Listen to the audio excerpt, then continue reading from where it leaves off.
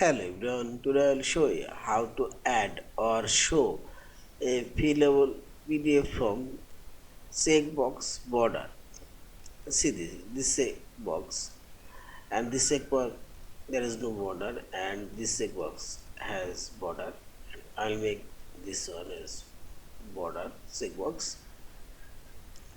Now select form from this menu bar and here you will find the select option down and select annotation and drag your mouse to select the checkbox.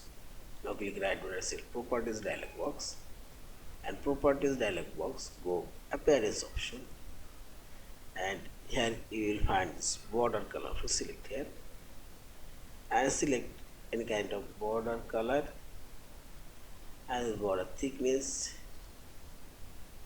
close and see this border now showing. Also I will add this one appearance border and this black color. Okay,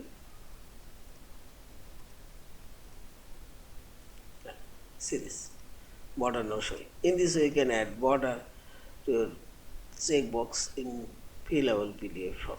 And finally select this file option, save or save as a fillable PDF form.